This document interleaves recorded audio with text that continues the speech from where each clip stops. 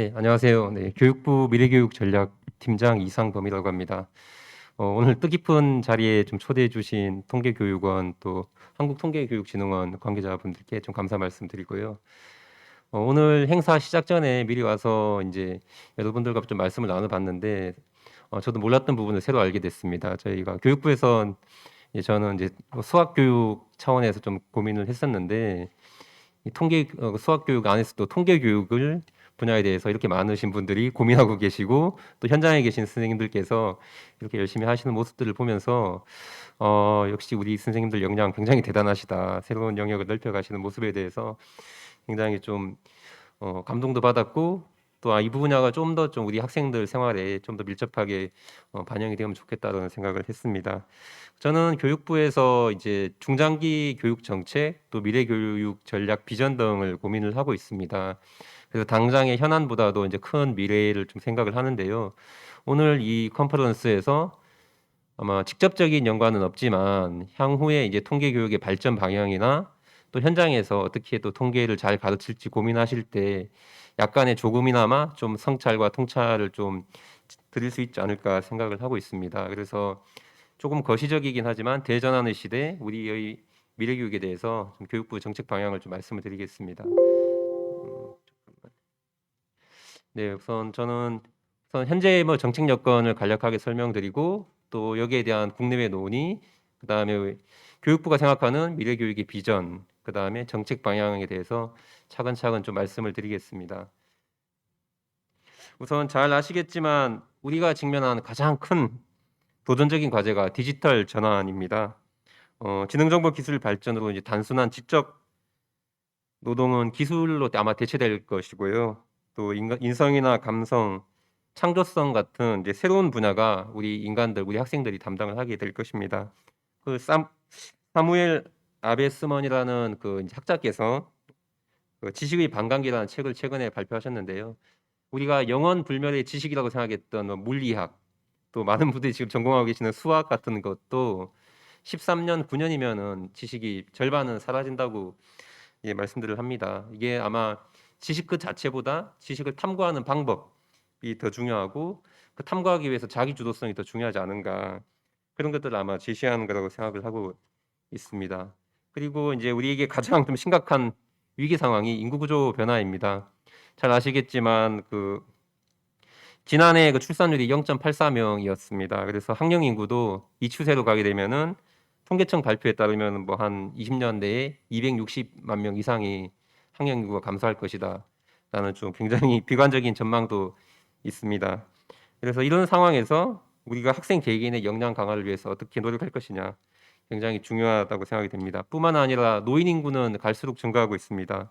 뭐 한편으로는 굉장히 긍정적이고 우리 수명이 늘어나서 좋긴 하지만 2018년에 이미 고령 사회에 진입을 했고 또 2025년이면 초고령 사회에 진입을 합니다. 노인이 갈수록 많아지기 때문에 우리 성인들을 대상으로 하는 평생교육 또 노인교육에 대한 관심도 굉장히 수요가 증가할 것으로 예상이 됩니다. 그다음에 계층 간 소득 격차도 굉장히 지금 우리 사회의 문제입니다. 통계청의 2020년 3분기 가계 동향 조사에 따르면은 4, 5분위 고소득층은 소득이 코로나 상황에도 불구하고 오히려 증가했고요. 반면에 이제 1, 2분위 하위층의 소득이 적으신 분들은 소득이 더 감소를 했습니다. 격차가 갈수록 벌어지고 있다는 뜻이고요. 또 코로나 상황 때문에 우리 학생들의 학습 결손에 대한 걱정도 많으십니다. 실증 자료는 없지만 저희 교육부하고 한국교육학술정보원에서 2011년 4월에 조사한 결과에 따르면 설문에 참여하신 선생님들 중에 68%, 그다음에 학부모님들의 62%가 학습 결손이 더 심화되고 있다라고 굉장히 인식을 하고 계셨습니다. 이 부분도 우리 교육계의 큰 도전 과제인 것 같고요. 뿐만 아니라 이제 팬데믹과 같은 글로벌 현안의 증가와 또 인종차별, 성차별, 또 환경 문제 같은 국제적인 그 이슈들이 우리 국내에도 실시간으로 영향을 미치고 있습니다. 그래서 이 학생들을 세계 시민으로 어떻게 성장시킬 것인가 중요하고요. 그다음에 탄소 중립과 같이 전 지구적인 환경 문제는 아마 우리 교육의 지속 가능성에 대해서 굉장히 많은 고민과 성찰을 좀 요구하고 있는 상황입니다. 여기에 대해서 이제 많은 학자들이 미래에 대해서 전망을 하시는데요. 여러분들도 잘 아시겠지만 교육은 이제 과거의 지식을 현재 사람들이 현재의 성인들이 이제 미래의 세대에게 전달해 주는 거라고 생각을 해서 교육 자체가 이미 미래지향적인 개념을 포함하고 있습니다. 하지만 앞서 언급한 이제 우리가 직면한 상황들에 대해서 어, 교육의 그 의미의 미래라는 단어가 포함되어 있지만 미래의 교육에 대해서 어떻게 해야 될 것인가에 대한 논의가 굉장히 많습니다. 제이슨 생크라는 그 미래학자는 이제 평생 교육을 넘어서 아예 직업이 학생이 되라고 좀 조언을 했다고 합니다. 그리고 OECD 같은 국제기구에서도 다양한 논의와 분석들이 진행이 되고 있는데요. 대표적인 것이 학습 나침판 2030, 러닝 콤파스 2030인데 여기서는 이제 평가나 교육 과정 틀이 아니라 다양한 형태의 학습에 담긴 각자의 내재적 가치를 인지하는 동시에 학교에서만 학습이 발생하는 것이 아니다라고 해서 지속적인 학습, 또 학교의 경계를 뛰어넘는 학습을 좀 강조를 했고요. 또 유네스코 같은 데서도 뭐 미래 교육이 현재 인류가 직면한 그 도전적인 과제들, 기후 변화나 불평등, 또 문화 다양성, 인공지능과 같은 것에 대해서 해결책을 제시해야 된다라고 했습니다. 국내에서도 이제 국가교육회의에서 굉장히 광범위한 의견 수렴을 통해서 미래교육 2030 미래교육 체제의 방향과 주요 정책 의제를 발표한 바가 있고요. 또 경기도 교육청이나 전남교육청, 각도 지역 교육청 단위에서도 미래교육에 대해서 전망을 하고 있습니다.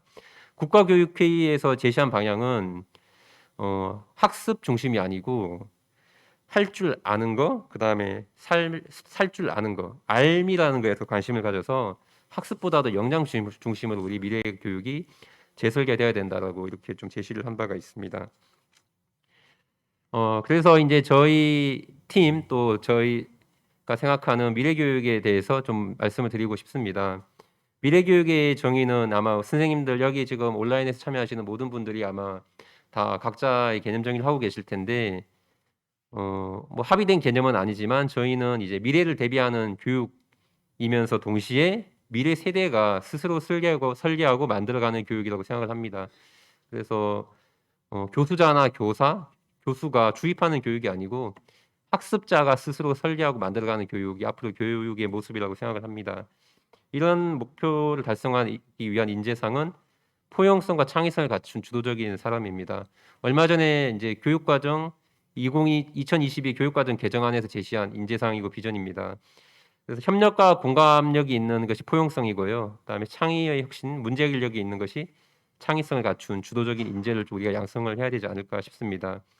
이를 위해서는 뭐 교육 과정, 또 교원, 교육 방법, 교육 시설 모든 교육을 둘러싼 전 범위에서 혁신이 되어야 되고 현재보다는 좀 다른 틀로 접근해야 되지 않을까 생각을 하고 있습니다. 하나씩 좀 설명을 좀 드리고 싶습니다. 지금부터 잠깐 말씀드릴 사항은 현재 이제 우리 교육부와 또 시도교육청, 또 대학, 또 현장의 선생님들이 이미 직면하고 있고 앞으로 해야 될 구체적인 과제들입니다. 첫 번째가 이제 교육 내용과 관련해서요. 공동체와 함께 성장하는 자기주도적 인재 양성을 위해서 가장 대표적인 것이 이제 2022 교육과정 개정 논의입니다. 그래서 미래 인재 역량의 이게 이제 설계도이고 나침반이고 가장 핵심적인 뼈대가 되기 때문에 굉장히 뜨겁게 지금 논의가 진행되고 있는 사안입니다.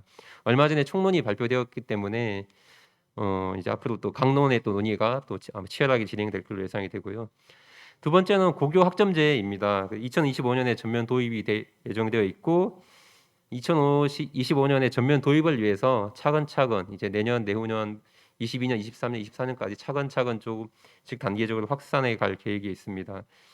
그동안에 이제 짜여진 시간표 또 공급자가 주입하는 교육이 아니라 학생 스스로가 자기의 진로와 적성을 맞게 필요한 과목을 들을 수 있도록 좀 진행을 하고 있습니다.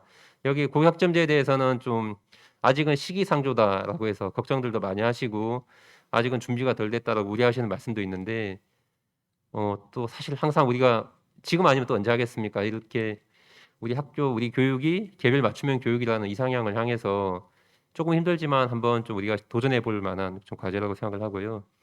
세 번째는 AI 같은 디지털 소양 교육을 강화하는 것입니다. 앞서 이제 팀장님께서 말씀도 해주셨지만 AI와 또 그 AI 교육을 하기 위한 핵심 교과, 수학도 있을 것이고 과학, 정보, 통계 교육도 당연히 포함될 것 같습니다. 이러한 교육에 대해서 굉장히 우리가 좀 역량을 집중해야 될 것 같고요.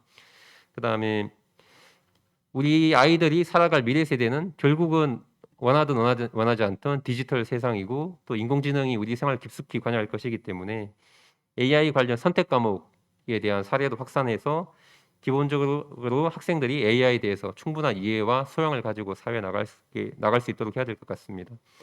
아울러서 우리 공동체의 지속 가능성을 확보하기 위해서 민주시민 교육이나 생태 전환 교육에 대한 관심과 지원도 필요합니다. 두 번째는 이제 교원 제도에 대해서도 교육부와 시도교육청이 함께 고민을 하고 있습니다. 올 하반기에 아마 교원 양성 체제, 이제 교대나 사대와 같은 교원 양성 기관에 대해서 그 개선 방안이 발표가 될 예정입니다. 아무래도 이제 학생 수가 줄고 있고 또 소규모 학교들이 많이 증가하고 있기 때문에 예비 교원이나 현직 교원에 대해서 복수 전공, 부전공을 활성화하는 방향으로 지금 검토가 되고 있고요. 교사대에서 배출하는 교원 그 양성 인력을 줄이는 대신에 교육대학원은 이제 재교육 기관으로 이제 기능을 바꾸는 것에 대해 논의가 되고 있습니다. 아울러서 이제 학교 항상 이제 우리 선생님들의 그 가르치는 일에 집중하지 못하도록 방해하고 있는 이제 불필요한 행정 업무들에 대해서도 지속적으로 좀 경감을 시켜 나가서 학교가 정말 오롯이 교육에 집중할 수 있도록 만드는 것도 계속 논의를 해가야 될 것 같고요. 그다음에 신규 교원 수급 모델을 만들고 있습니다. 내년 상반기에 발표될 예정인데요. 그동안에는 이제 우리가 뭐 OECD나 국제적 기준에 따라서 학생 수 기준으로 해서 교사를 뽑고 배치를 했는데 이제는 우리 미래 사회에 맞게 좀 더 다양한 기준을 만들어야겠다. 그래서 과밀학급 해소도 해야 되고 또 고교 학점제와 같은 미래형 교육 과정을 운영하기 위해서는 단순히 학생이 아니라 이제 좀 더 세련된 기준을 만들어서 적재적소에 충분한 교원이 배치될 수 있도록 해야 된다고 좀 고민을 하고 있습니다. 아울러서 이제 선생님들의 역량 강화를 위해서 뭐 디지털 역량 강화 연수를 한다든지 새로운 교수 학습 모델 개발을 지원하고 있습니다. 참고로 이미 교대와 사대에는 미래교육센터라고 해서요. 28개 이제 대학에 설치되어 있는데 학교마다 다 디지털 환경이 구축이 돼서 실제로 이제 미래의 교실에서 예비 교원들이 지금 연습을 하고 있습니다. 세 번째는 이제 수업 운영을 지원하는 것입니다. 그래서 우리가 코로나를 겪으면서 굉장히 학교가 이제 디지털로 많이 변화가 되었는데요. 온오프라인 융합교육, 또 학년 간 통합교육 같은 수업 간 연계 활성화를 지원할 예정이고요. 또 문제 해결형, 또 프로젝트 수업도 다양한 모델들을 개발 중에 있습니다. 그리고 디지털 기술을 활용한 수업을 하기 위해서 여러 가지 조금 제도적인 것, 어떤 기술 환경적인 것들을 준비를 하고 있습니다. 그래서 뭐 교사학습법을 개발하는 것뿐만 아니라 콘텐츠를 만들어서 이제 올릴 수 있는 시스템도 만들고 또 교과서도 기존의 정부나 교육청에서 만드는 것이 아니라 선생님들이 직접 만들어가는 교과서가 될 수 있도록 예, 그렇게 준비를 하고 있습니다. 그리고 언제든 학교 현장에서 필요한 콘텐츠를 쉽게 찾아서 또 쉽게 제작할 수 있게 그러한 지원도 조금 하고 있다는 말씀을 드리겠습니다. 네 번째는 우리 환경 조성입니다. 그래서 요거는 아마 교육청에서 먼저 시작이 됐고 이게 이제 전국으로 확산이 됐는데요.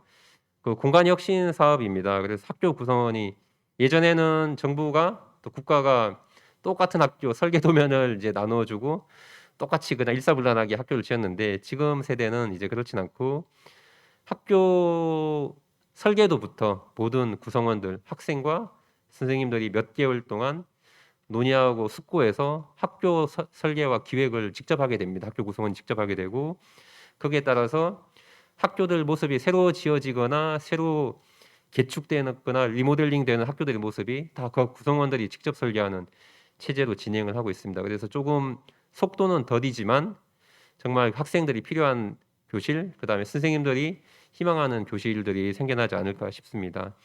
공간 혁신 사업을 뛰어넘어서 이제 저희가 그린 학교, 또 스마트 교실, 학교 복합화와 같은 것들을 통합해서 그린 스마트 미래 학교 사업이라는 대규모 사업을 진행을 하고 있습니다. 2025년까지 자그만치 18.5조 원이 좀 투입이 돼서 1단계 사업이 진행이 되고요. 그래서 학교가 지금 어떤 혹자는 좀 비관적이긴 하지만 감옥 같다라고 표현했던 그 학교들이 이제는 정말 가정의 집같이 따뜻하고 또 스마트하고 또 환경을 생각한 친환경 교실로 바꿔가고 있다라는 말씀을 드리겠습니다. 네, 이거는 뭐 적당한 사진을 지금 이제 진행 중이기 때문에 뭐 굉장히 많은 사진 이제 공사가 진행 중인 학교도 있어서 적합한 사진을 최대한 찾아보려고 했는데요. 도서관도 이제 과거에 딱딱한 서고나 서재가 있던 그 교실이 아니라 학생들이 쉴 수 있는 공간으로 만들게 되고요. 그다음에 교실은 이제 아마 그 코로나 상황에서 전국 모든 교실에 지금 초고속 무선망이 깔렸습니다. 1년 만에 저희가 수천억 예산을 투입을 해서 초고속 무선망이 깔렸고 이제 디지털 환경 기반이 조성되었다라고 감히 말씀을 드리고, 그다음에 역시 생태 환경이나 탄소 배출을 최소화할 수 있는 그린 학교, 그다음에 지역 주민과도 소통할 수 있는 그런 학교들을 만들어 가고 있습니다. 아울러서 눈에 보이지 않는 가상의 공간에서도 디지털 인프라를 만들고 있습니다. 그래서 저희는 K-에듀 통합 플랫폼이라고 지금 현재는 부르고 있는데요. 어, 학교에서 쓰시는 나이스 시스템 같은 경우는 행정 시스템인데 반해서 요거는 이제 학습 시스템입니다. 그래서 지금은 뭐 이학습터나 뭐 이런 것들을 쓰고 계시는데, 그러한 기능을 다 통합을 해서 한 번만 로그인 하시면은 선생님들이 편하게 이제 쓰실 수 있게 지금 만들고 있습니다. 그래서 여기에 접속을 하시면은 공공에서 제공하는 수업 콘텐츠뿐만 아니라 민간에서 제작한 콘텐츠, 이제 물론 당연히 그 앞단에는 정부가 질 관리를 하고요. 민간에서 사용하는 콘텐츠나 다양한 또 선생님들이 직접 제작한 콘텐츠들이 여기에 다 탑재가 돼서 누구나 자유롭게 공유할 수 있는 체제를 만들게 됩니다.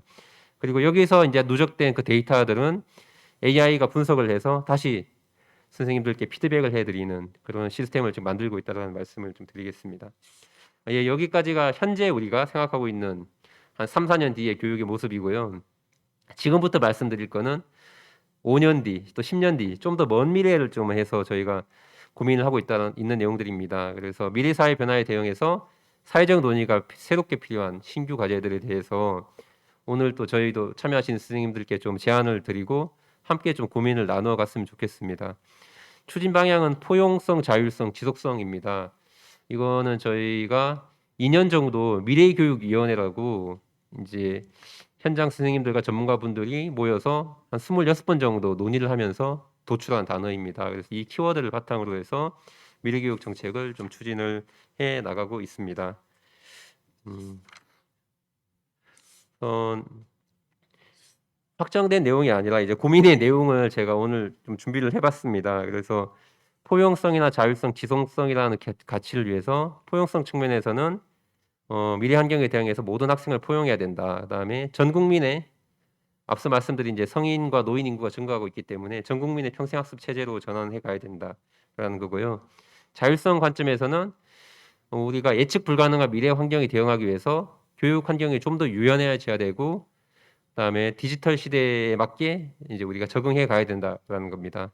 그다음에 지속성 측면에서는 교육 분야의 지속 가능한 발전 전략을 세워야 된다. 그리고 여기에 맞춰서 추진 기반, 국가교육위원회 같은 새로운 거버넌스가 필요하다라는 관점입니다. 하나씩 좀 설명을 드리면은 첫 번째로 포용성과 관련해서는 미래 환경 변화에 대응해서 모든 학생을 포용하는 교육이 되어야 된다는 것입니다. 첫 번째가 이제 유아 교육의 접근성 제고입니다. 유아 교육이 가장 효과적이고 학습 격차를 줄일 수 있다는 것에 대해서 대부분 다 동의를 하실 겁니다. 또 프랑스나 영국, 뭐 오스트리아, 또 네덜란드 같은 주요 선진국들은 이미 유아 교육을 의무화를 하고 있습니다. 우리는 지금 무상 교육도 아직 안 되고 있는 수준인데요.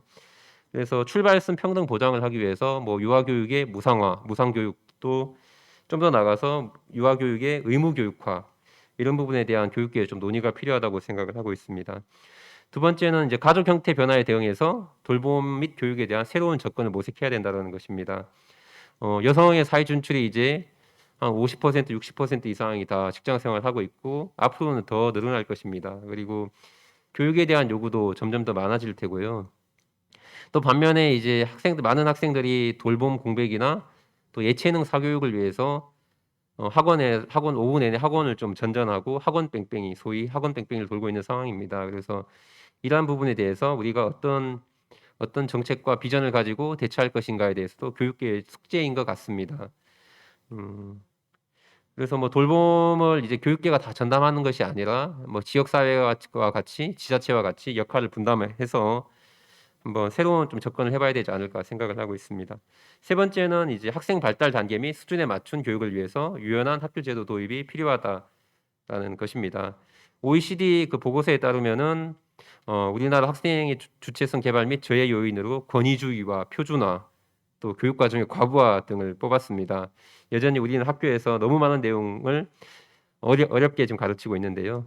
여기에 맞춰서 좀 유연한 학교 제도가 필요하지 않을까 싶습니다. 그리고 직업계고 학생들이 현장의 핵심 인재로 성장할 수 있도록 지원이 필요합니다. 우리가 너무 대학 입시에 매몰되고 또 성적 우수 학생들만 관심을 받는 교육을 과거에 해왔다면은 앞으로는 이 학생들이 직업계고 학생들이 이제 우리 산업에 어떻게 진출을 하고 또 주요 기능인으로서 성장할 수 있게 지원해 줄 것인가도 굉장히 이제 포용성 차원에서 중요할 것 같습니다. 왜냐하면 여전히 학생들 중에 30% 40%는 직업계고를 진학을 하고 있기 때문에 이들에 대한 관심과 지원도 필요해 보입니다. 포용성 두 번째는 전국민 평생학습 체제로의 전환이라는 과제입니다. 전통적인 직업교육인 직업계고와 전문대학이 이제 학생만을 대상으로 하는 것이 아니라 성인들 또 노인들 대상으로 해서 계속교육의 역할을 좀 강화해야 될 거라고 생각을 하고 있고요. 또 고등교육은 이미 지금 학령 인구가 감소하고 많은 대학들이 그 학생 모집에 애를 먹고 있는데 평생학습 체제로 평생학습 기관으로 좀 전환을 할 필요가 있습니다.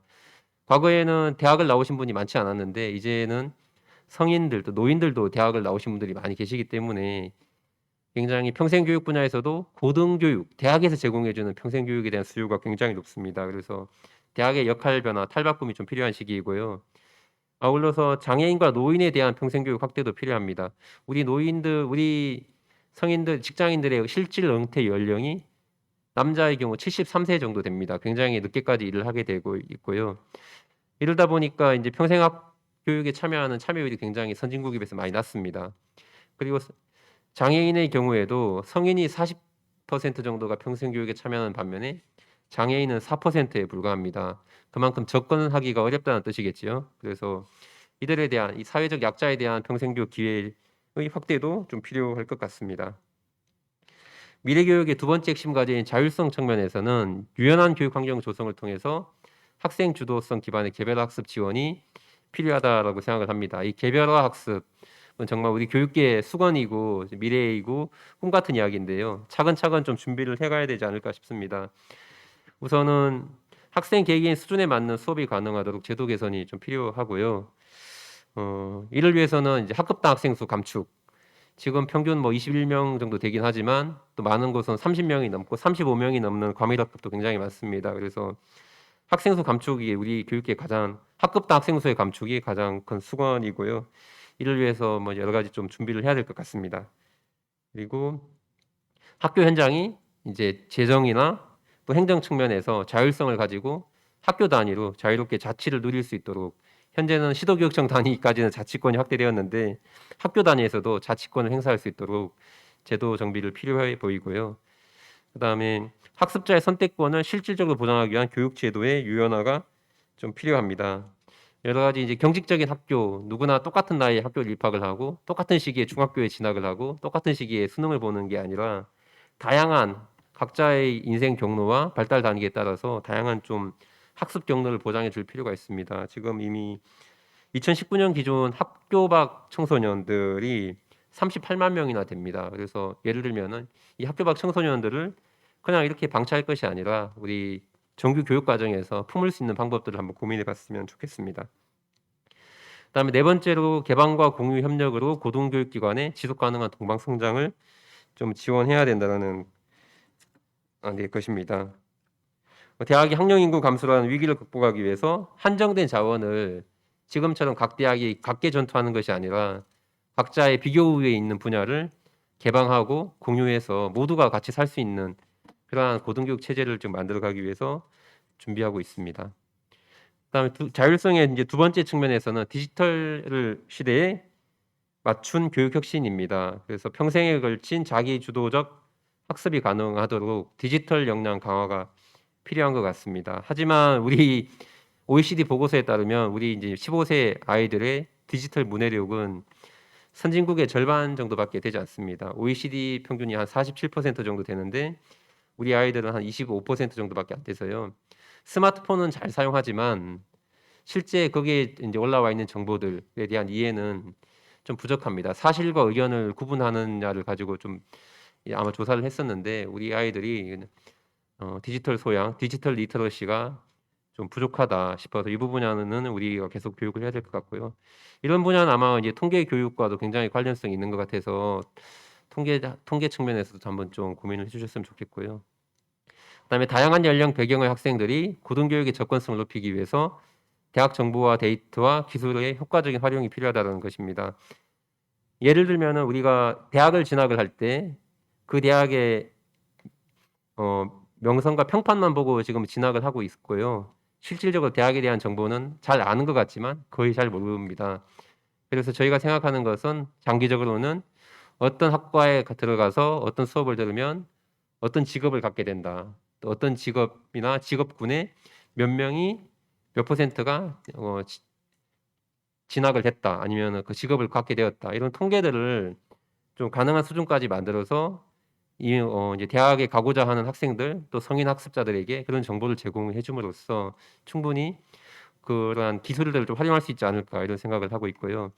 그다음에 디지털 교육 혁신 및 증거 기반 교육 정책을 좀 펼쳐가야 된다고 생각을 하고 있습니다. 지금은 약간 수작업 비슷한 통계들을 저희가 생산을 하고 또 인공지능이나 기계가 읽을 수 없는 행정 데이터들만 양산을 하고 있는데 앞으로는 이제 통계 측면에서 좀 더 좀 체계적이고 또 인공지능이나 이 기계들이 읽을 수 있는 데이터 사이언스 관점에서 읽을 수 있는 데이터를 생산을 해서 좀 더 우리 행정의 효율성과 또 교육 데이터, 교육 현장에서 활용할 수 있어야 되지 않을까 생각을 하고 있습니다. 지속성 측면에서는 지역 문제 해결을 하기 위해서 학교 교육의 역할이 더 확대되어야 된다는 것입니다. 저출산 효과로 이미 이제 소규모 학교가 증가하고 있고 지방 대학이 굉장히 위기에 있지 않습니까? 그래서 이런 문제를 해결하기 위해서는 오히려 우리가 좀 더 적극적으로 현장과 지역 문제에 좀 개입을 해서 지역 사회도 살고 학교도 활력을 얻을 수 있는 새로운 방안들을 좀 찾아봐야 될 것 같습니다. 그리고 대학 측면에서는 신남방 국가라든지 뭐 동남아 국가들 그다음에 학들과의 또 학생 연구 교류를 활성화해서 우리나라의 국제 경쟁력을 향상시킬 필요가 있습니다. 여전히 뭐 이제 국제 평가에서 우리나라 순위가 그렇게 높지는 않은 상황인데요. 좀 더 외국 학생들이 유학 오기 좋은 교육 환경을 만들고 또 우리나라 대학들이 좀 더 해외에 진출할 수 있게 지원을 해야 될 것 같습니다. 그리고 세계적으로 이제 이동성, 이 팬데믹 상황에서도 우리가 경험을 했지만 이동성이 확대되고 기후 문제 같은 것은 범지구적인 문제이기 때문에 전 국민이 세계의 시민으로 성장하고 생활할 수 있도록 그 소양을 함양해 가야 될 것입니다. 이러한 것들을 해결하기 위해서는 이제 거버넌스가 중요한데요. 기존에는 우리가 교육은 교육이다, 교육 문제라고 생각을 했는데 그동안 겪어보고 해보니까 복지 문제, 또뭐 지역사회, 지역 균형 발전 문제일 수도 있고요. 또 직업 세계와도 연결되어 있고 산업계와도 연결 다 되어 있다라고 생각을 합니다. 이 부분은 이제 많은 분들이 동의를 하실 텐데요. 그래서 우리가 교육만을 위한 교육이 아니라 사회 강령역과 유기적으로 협력을 해야 될 것 같습니다. 아울러서 이제 하단에 이제 보시면은 학교는 이제 마을 교육 공동체와 협력을 해야 될 것 같고요. 대학은 그냥 고고한 상아탑이 아니라 이제 산업체와 유기적으로 협력을 해야 될 것 같습니다. 또 교육부 같은 경우는 그동안에 교육부가 많은 권한과 기능을 독점을 했었는데 이제 국가교육위원회와 같은 좀 거버넌스, 각계각층이 참여하는 그 국가교육위원회와 또 유기적으로 협력하고요. 시도교육청과도 협력을 하면서 좀 이제 사회와 호흡하고 협력하는 좀 거버넌스를 만들어 가야 될 것 같습니다. 그래서 제가 이제 현재 하고 있는 미래학교를 통한 교육 혁신 과제, 약간의 뭐 2, 3년일 수는 있지만 단기 과제와 또 앞으로 해야 될 지속적인 탐색이 필요한 과제들을 좀 나눠서 장황하지만 말씀을 드렸습니다. 그런데 이거는 정부나 아니면 어떤 시도교육청 어떤 누군가 단독으로 할 수 있는 건 아니고요. 학생, 학부모 또 선생님들 그다음에 또 정부 각 기관 또 여기 계신 이제 주최해 주신 통계청과 통계교육원 사회의 각 섹터가 모두 같이 협력을 해야 하고 또 소통을 해야지만 가능한 일이라고 생각을 합니다.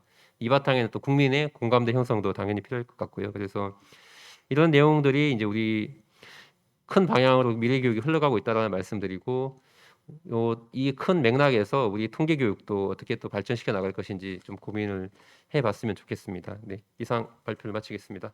감사합니다.